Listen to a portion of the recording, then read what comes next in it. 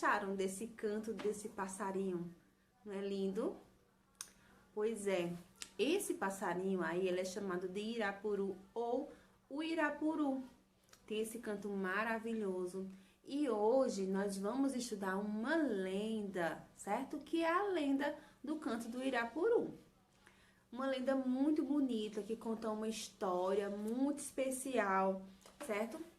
Esse Irapuru, ele é um passarinho bem pequenininho, mas ele tem um canto maravilhoso. Vocês ouviram aí como ele é, não é isso?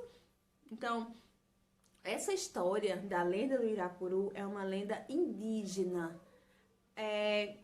Essas lendas indígenas, elas são diversas no nosso país, né? Como nós tivemos a nossa primeira população, justamente foram os índios, então nós temos muitas lendas indígenas aqui no nosso país. E a lenda do Irapuru, desse passarinho tão bonitinho, tão pequenininho, que vive na floresta amazônica, essa lenda é indígena, certo? Então eles contavam essa história para mostrar como foi que surgiu, de onde veio esse canto do Irapuru. Então vocês vão observar, né, aí no livro de vocês, que tem essas imagens, né, tem um passarinho, né, na página de vocês, página 266 e 267 está o texto. Então, vocês vão ver que tem uma menina que está chorando, vocês vão ver que tem um índio, né, que está ali encostado numa árvore tocando uma flauta. Só que, se vocês observarem, a forma desse índio é diferente da menina, né? Então, por que será que ele tá dessa forma e ela tá dessa outra forma? Tenta imaginar, antes de ler a história, de que se trata, tá bom? Como será que surgiu o canto do Irapuru? Então, aqui nessa lenda, ele vai tentar explicar justamente esse surgimento, tá? Então, vocês vão ler o texto, eu não vou ler com vocês, eu quero que vocês leiam. Na próxima semana, a gente lê junto, né? Depois que vocês já tiverem feito a atividade. A gente lê junto, discute, eu vou fazer algumas perguntas para vocês, né? Durante a nossa leitura, o que é que vocês acharam, alguns pontos importantes sobre a lenda. Lembrando que hoje é o nosso primeiro estudo sobre lendas.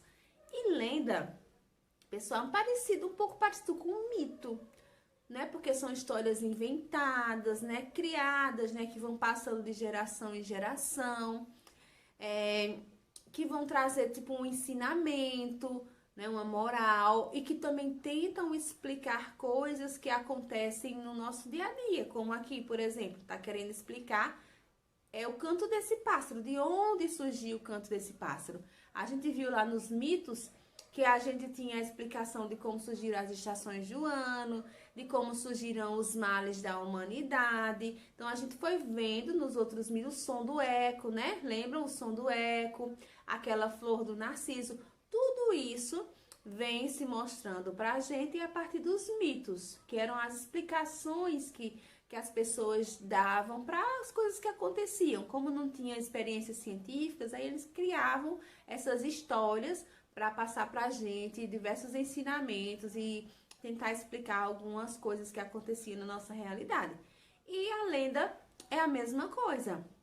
Só que a lenda não vai trabalhar com mitos, né? Como a gente vê lá nos mitos que a gente estudou, né? Não vai trabalhar com aqueles heróis que são deuses, semideuses, não. A gente vai trabalhar muitas vezes com figuras comuns do cotidiano, como a gente observou aqui, né, que os personagens são índios, mas aí a partir dali acontece alguma coisa extraordinária, certo?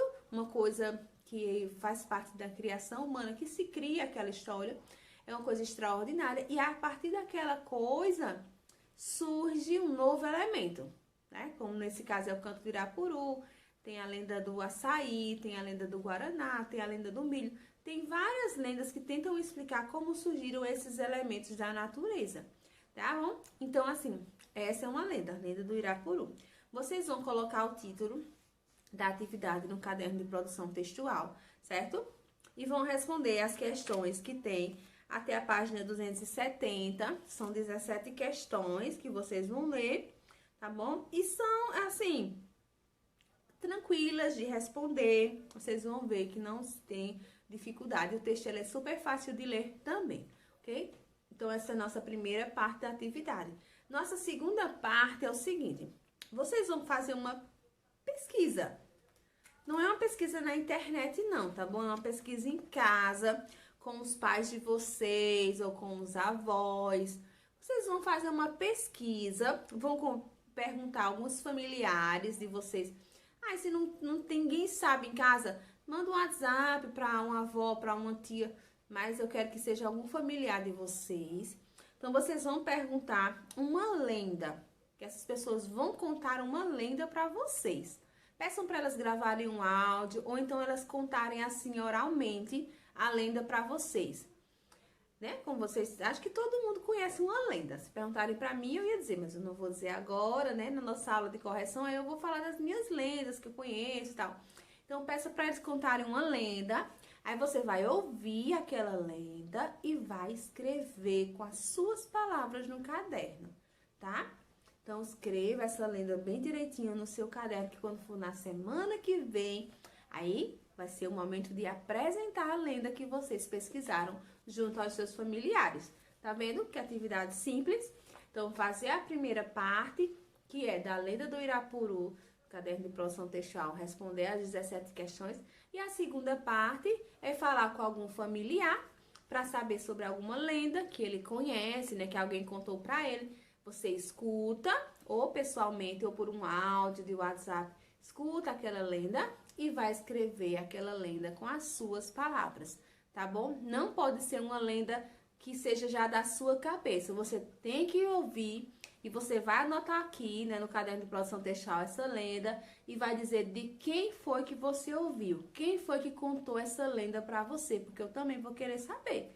Importante, tá? Pra gente saber se foi pai, se foi mãe, se foi avô, avó, tio. Quero saber de onde vieram as lendas que vocês pesquisaram, tá bom? Então, são essas as tarefas. Vocês respondam. Não esqueçam, né, que hoje é o dia de vocês finalizarem a da semana passada, tá? Então, finalizem, mandem para mim as fotos. E aí, eu vou pedindo a quem não fez ainda nenhuma tarefa do quarto bimestre que comece a fazer.